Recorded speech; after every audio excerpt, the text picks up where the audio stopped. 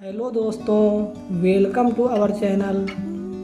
आज की कहानी का नाम है चार आने की खुशी। प्रतापगढ़ के राजा साहब अपने आलीशान महल में पूरी सुख सुविधाओं के साथ रहते थे। उनके शानदार महल में सुख समृद्धि की हर वस्तु मौजूद थी।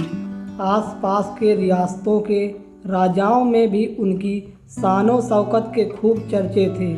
लेकिन इस सबके होते हुए भी राजा साहब का मन अशांत रहता था। उन्होंने बहुत से ज्योतिषियों और विद्वान पंडितों से इसका कारण जानना चाहा। कोई उन्हें अंगूठी पहनने की सलाह देता तो कोई यज्ञ हवन कराने को कहता। फिर भी राजा साहब को शांति नहीं मिली। एक दिन राजा साहब भेष बदलकर अपनी रियासत का दौरा करने चल पड़े। घूमते घूमते राजा साहब एक खेत के करीब से गुजरे। तभी उनकी नज़र एक किसान पर पड़ी जिसने फटे पुराने कपड़े पहने हुए थे और वह पेड़ की छांव में बैठे बैठे खाना खा रहा था। राजा साहब ने गौर से देखा तो वो सूखी रोटी, अचार और प्याज को बड़े चाव से खा रहा था। उस किसान की हालत देखकर राजा साहब के मन में आया कि उस किसान को कुछ सोने के सिक्के दे दूं ताकि उसके जीवन में थोड़ी खुशियां आ सकें। राजा साहब किसान के पास गए और बोले, भाई मैं मुसाफिर हूँ, तुम्हारे खेत में मुझे ये 4 सोने के सिक्के गिरे हुए मिले। अब ये क्योंकि खेत तुम्हारा है तो तुम्हारे से ही गिरे होंगे, तो ये सिक्के भी तुम्हारे हुए, तुम इन्हें रख लो।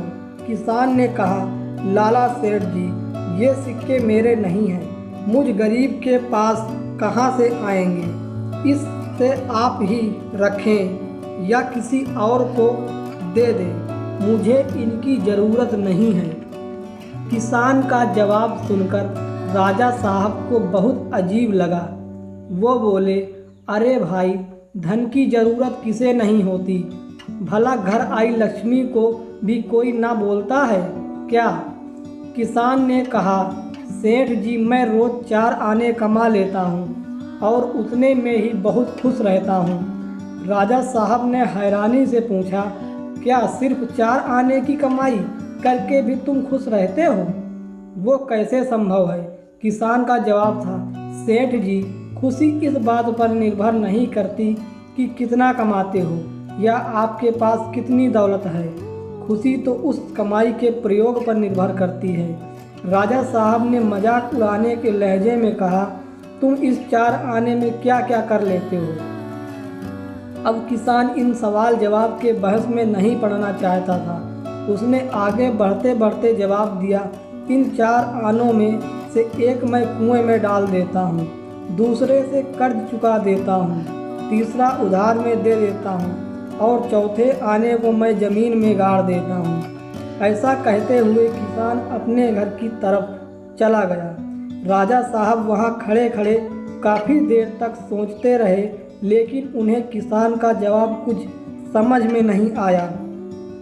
वो किसान से इसका अर्थ पूछना चाहते थे, लेकिन किसान वहाँ से जा चुका था।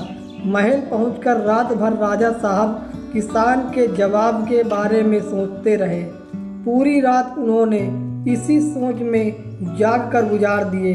अगले दिन सुबह होते ही उन्होंने अपनी राजसभा बुलाई। पूरे दरबार में कल की उस घटना के बारे में बताया और सभी दरबारियों से किसान की उस बात का अर्थ पूछने लगे। सभी दरबारियों ने अपने अपने तर्क पेश किए, लेकिन कोई भी राजा साहब को संतुष्ट नहीं कर पाया। आखिरकार उस किसान को ही राज दरबार में बुलाने का फैसला लिया गया। बहुत खोजबीन करने के बाद किसान को ढूंढ ही लिया गया और उसे अगली सुबह ही दरबार में पेश होने का हुक्म दिया गया। किसान बहुत डरा हुआ था। जब दरबार में पहुंचा तो राजा साहब ने उसे अपने भेष बदलकर घूमने वाली और किसान से मिलने वाली सारी घटना बताई और पूरी इज्जत के साथ दरबार में बिठाया। राजा साहब ने किसान से प्रश्न किया, मैं तुम्हारे उस जवाब के बारे में ही सोचता रहा। तुम बताओ कि तुम अपनी कमाई के वो 4 आने किस तरह से खर्च करते हो जो तुम इतने खुश और संतुष्ट रहते हो। किसान ने कहा, हुजूर, जैसे कि मैंने पहले भी बताया था कि मैं 1 आना कुएं में डाल देता हूँ, यानी अपने परिवार के भरण पोषण में लगा देता हूँ। दूसरे से मैं कर्ज चुका देता हूँ, यानी मैं अपने बूढ़े माँ बाप की सेवा में लगा देता हूँ। हालांकि माँ बाप का कर्ज कभी चुकाया नहीं जा सकता। तीसरे आने को मैं उधार दे देता हूँ, यानी अपने बच्चों की पढ़ाई लिखाई में लगा देता हूँ ताकि मेरे बुढ़ापे में वो मेरी सेवा करके मेरा उधार चुका दें। और चौथे आने को मैं ज़मीन में गाड़ देता हूँ, यानी कि उस पैसे की बचत कर लेता हूँ जिससे कि कभी मुझे पैसे की ज़रूरत पड़े तो किसी से मांगना ना पड़े या फिर किसी धर्म कर्म के काम में लगा सकूं।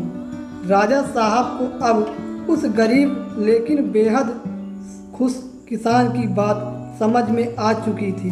वो जान चुके थे कि अगर तुम्हें भी खुश रहना है तो अपने कमाए हुए धन को सही जगह इस्तेमाल करना होगा।